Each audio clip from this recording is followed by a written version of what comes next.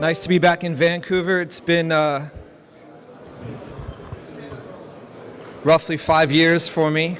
I love this city, but 5 years of a painful market if you've been invested in precious metals, so it's nice to have a little sign of life here over the last couple of years. Today I'm going to talk about gold, silver, and Bitcoin, 3 assets that I hold in my personal portfolio and recommend in the newsletter. Specifically, the perfect trifecta, why I think you want to hold all 3 of these assets. And at the end, I'll give you my top gold stock pick for the next year.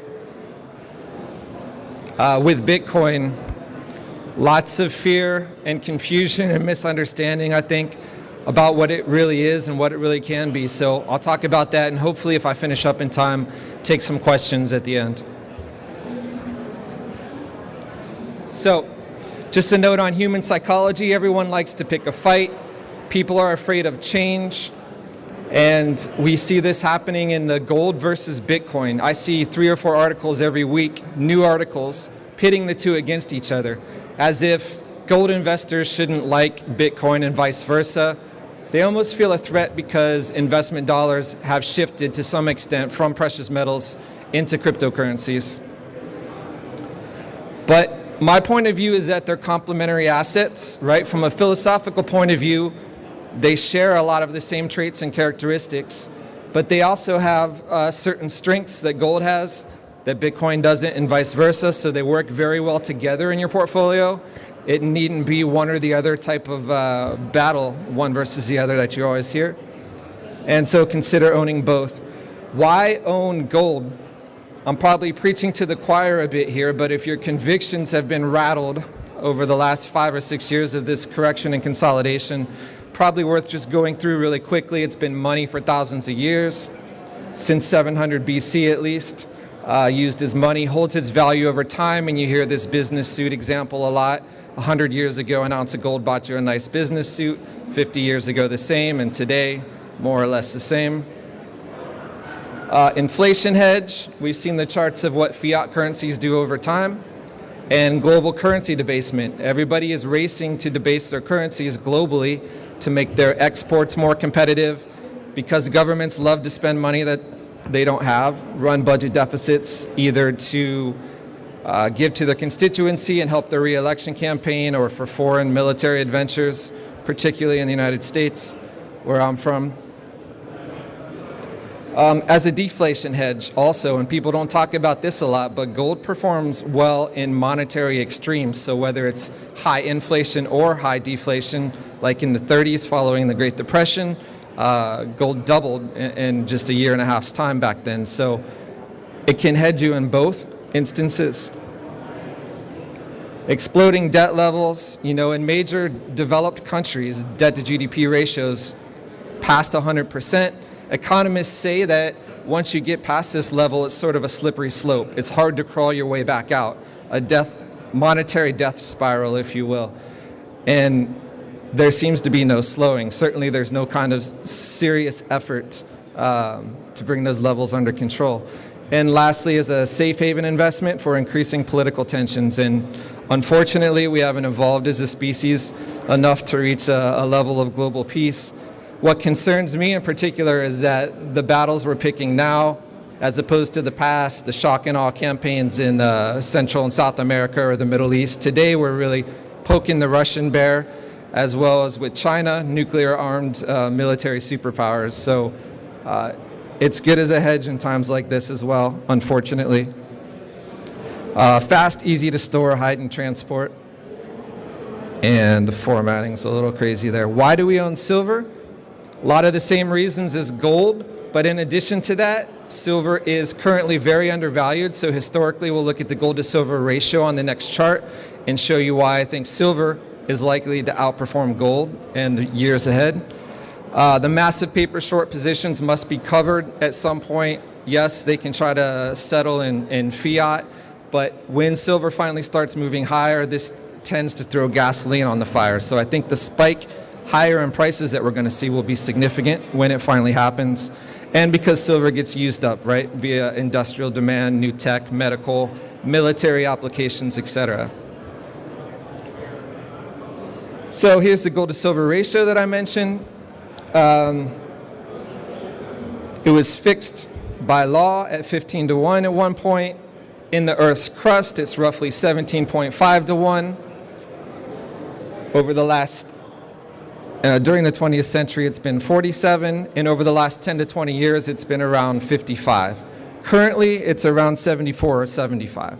All right, so anytime you see this line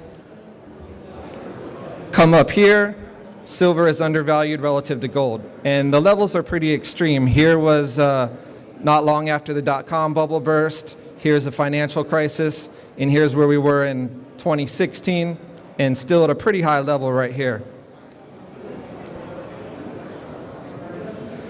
Another thing I like to hold in the portfolio, and obviously we recommend mining stocks a lot. The simple reason why is because of leverage. If they didn't offer leverage, I wouldn't be investing in mining stocks. But if you want to juice your returns a bit, they remain very undervalued. I like to use this chart. This is the HUI to gold ratio, right? And here's sort of a average over since 2000, around 0.30. So anytime this line is down here, below this, mining stocks are undervalued relative to gold. And anytime it's above, gold is undervalued relative to mining stocks. I worked with Mike Maloney for a while, and being a precious metals dealer, you know, I mentioned the leverage and he said there wasn't leverage, so I had to go back and look at this a bit. And what I found is it depends on the time frame, of course. But you want to own mining stocks when this ratio is low and climbing, okay? That's when you tend to see the most leverage, 3 to 4x the move in gold or silver typically. Right now we're at 15. Dipped down low to 0.10 at one point, but you can still see it's half of this average. And what that tells me is that going forward, there can be an expectation that mining stocks will continue to offer significant leverage. Now, I don't advocate holding too much of your overall wealth in mining stocks. What I like to do is occasionally take some of those profits off the table and put it back into bullion, so you limit your third counterparty risk. Blowout results, one other point here at the bottom. This is a nice side effect of the slump that we've had in gold and silver prices, is that miners have been forced to sort of tighten their belts. They had to become lean and more efficient, reduce their costs in order to survive these low price environments. Now that gold and silver are moving higher once again, we're going to see excellent profit margins, and we've already seen this over the past 2 quarters with Core and First Majestic last quarter. And most recently, over the past week, we've seen blowout quarterly results from Fortuna and Silvercorp. Another reason we want to own precious metals is this everything bubble idea. Mike Maloney talks about this as well. This is price to earnings ratio. Of course, it's the price of a stock relative to their earnings. Historically, 15 is fair valued, anything under 10, and we think of stocks as undervalued, and everything over 20, they're in bubble territory. Okay, right here's the Great Depression. Just prior to it, got up to 30-something, dipped back. Here's the dot-com bubble, right? Really ridiculous levels here on a PE ratio. What's really interesting to me, though, this red circle here is just prior to the financial crisis of 2008, 2009, right? When stocks were very overvalued, real estate as well, and everything sort of popped at one time, and we had a huge crash. And here's where we are currently, at around 30. Remember, anything over 20 is technically bubble territory. We're at 30, a higher point than just prior to the financial crisis of 2008, 2009. For perspective, that's how overvalued stocks are currently.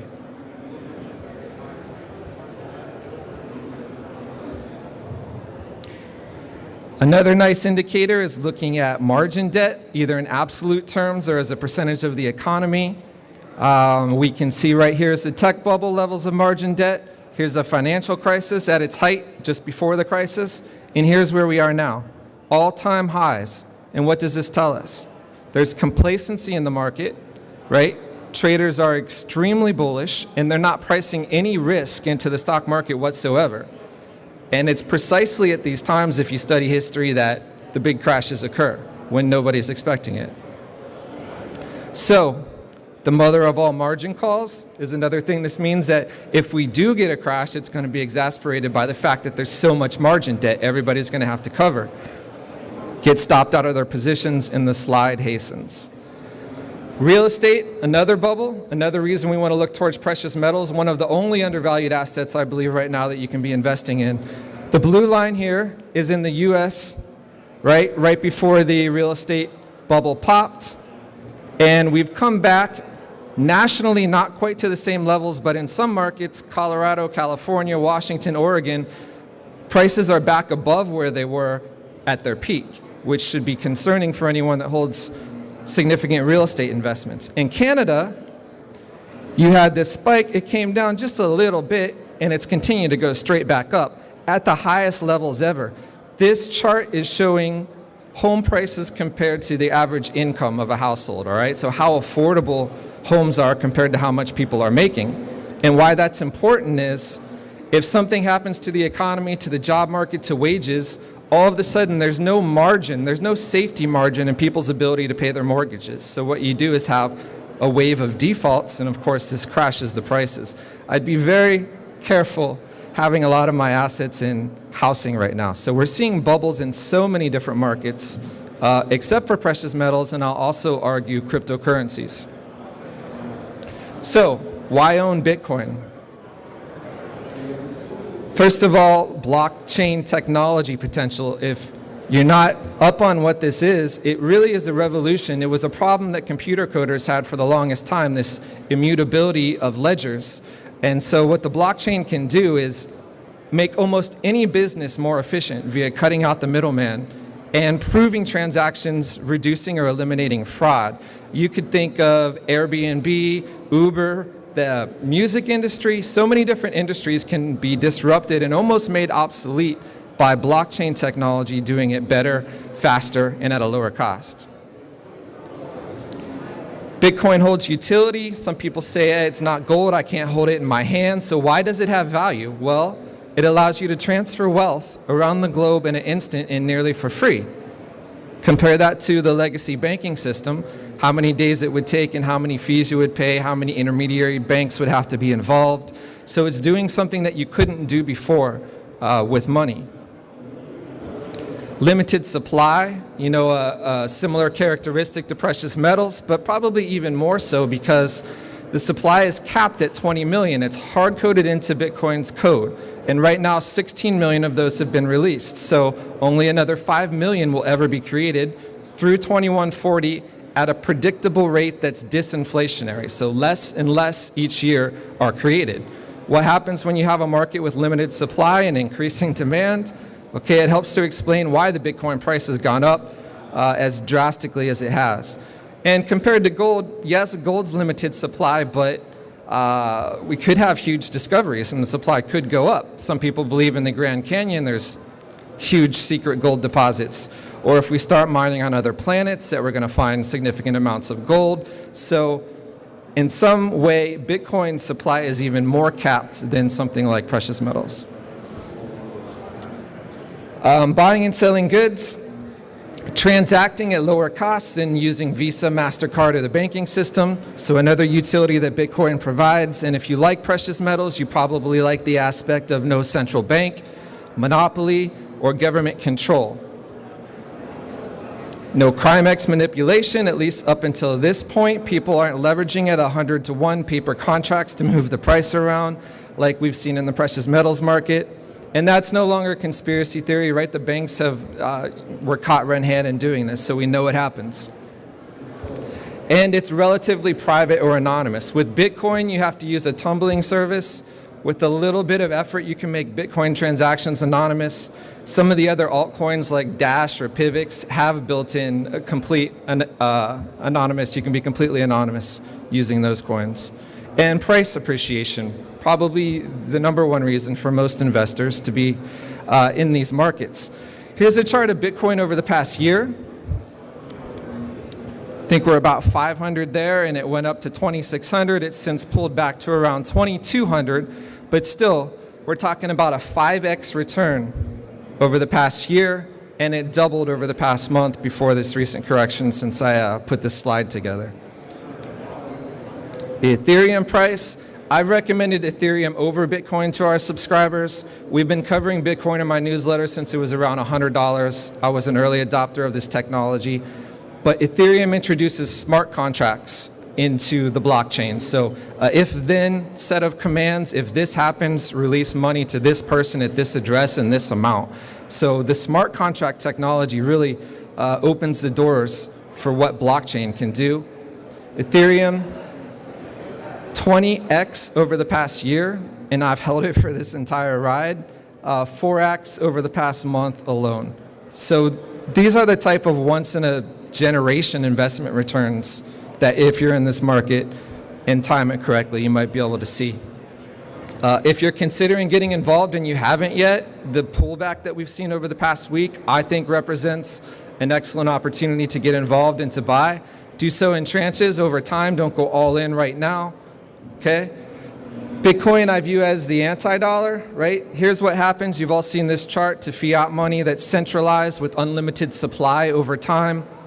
And here's what happens with a decentralized, limited supply currency. And this is actually pretty realistic. What one Bitcoin would buy you in 2012, in 2013, and 2014. And if it continues on the current trajectory, you can start picking out your Lambo soon.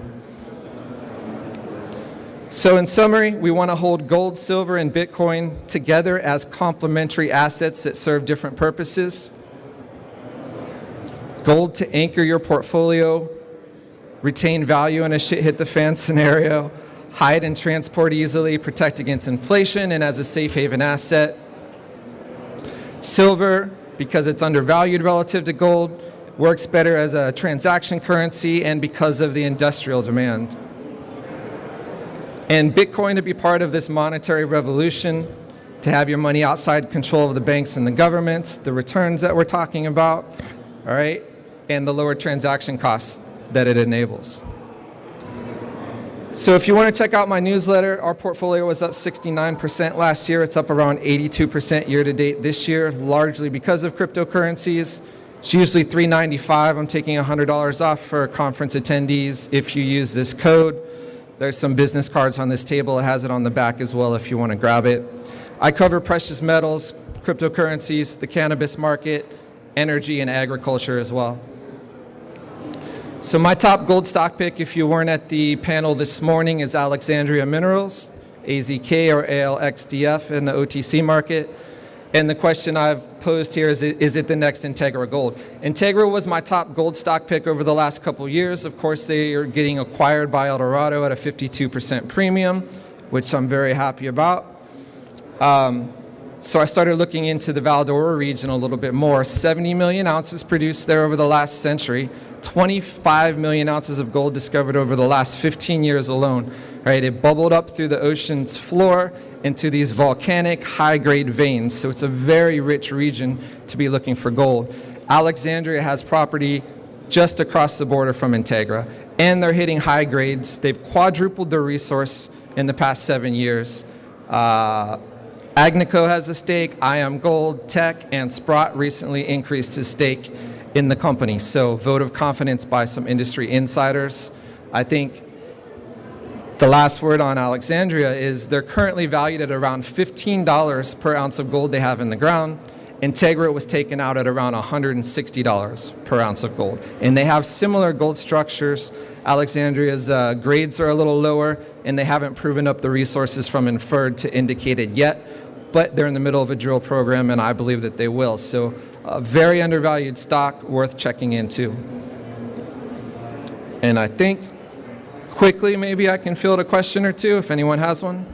That would require the majority of the miners and stakeholders approving of that happening. And if you hold Bitcoin and don't want the supply to go up because you want your value to be maintained, you're probably not going to vote for that. So I view it as highly unlikely that the quantity of Bitcoin will go up beyond 21 million in the future.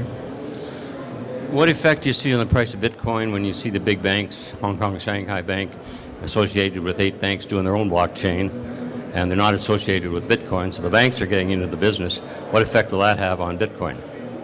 Well, the banks are mostly using the altcoin called Ripple, and they pretty much own that. It's inflationary. There's billions of supply of them, so they're using it for transaction purposes to kind of reduce the time of moving money around. I don't think it'll have any impact on what Bitcoin's doing. Purists in the cryptocurrency markets don't care about Ripple, don't invest in Ripple. The banks will have their own version and it'll suit them, but I think the prices of Bitcoin, Ethereum, and some of the other altcoins that we hold will continue to appreciate. Yes, I have a question about regulation. There was a speaker earlier today who claimed that, these Bitcoin transactions are all anonymous and government can't tax it. But what if, with all the Apple Pay type applications, all these electronic, paying for a cup of coffee, there's a record for that. And when there's a record for it and it can't be tied to a specific bank source, then who's to prevent the government from coming in, oh, well, we just better put a tax on that because we don't know where you got that money. They often assume that, you know what I'm talking about. So the government will try, but Bitcoin is a peer-to-peer technology, right? It's decentralized. They can't go raid a headquarters somewhere, shut down a server somewhere. It's much like the recording industry tried to go after torrents, right? You can still go online and download any movie or music you want using torrent, despite millions and millions of dollars of effort and lobbying the government to try to get this to stop. So when it's decentralized, essentially there's nothing that they can do about it. Right. Again, I think they're going to try. I just don't think they're going to succeed to be able to control it or shut it down. That's just my view. What's your estimate on the amount of Bitcoin that would have been lost as an early adoption? I'm sorry, can you speak a little louder? What do you calculate the lost Bitcoins? I heard a story of a guy that had 10,000 Bitcoins on his phone on a beach. Wave came in, wiped it out. This is before the hard wallets. Gone. They're vanished. What do you calculate as the amount that's been lost so far, precisely? Yeah, I think it's probably anywhere from 5 to 10%, and this is good for Bitcoin holders, right? Because this reduces the supply further. So the actual active Bitcoins available to be bought and sold will never reach 21 million. They'll probably cap out at 18, 19, 20 million, whatever the number happens to be. One other quick word. Altcoins are amazing. Beyond Bitcoin and Ethereum, there's some really cool altcoins out there doing real estate transactions on the blockchain. Factom is a name. Global supercomputer that pulls the resource of their users. That's called Golem. And watch these ICOs, right? They're like IPOs, but it's a revolutionary new way of funding initial coin offerings. So they get funding directly from people that hold Bitcoin and Ethereum sending them money. And you can invest early stage before they hit the exchanges. In my experience with the ICOs that I've done, they've hit the exchange at 2 to 3 times the price that I paid at the ICO. Of course, do your due diligence, read the white paper, who's involved, what's their business model, etc. I do all that in the newsletter if you want to get my take on it. And I think my time's up. Thank you very much.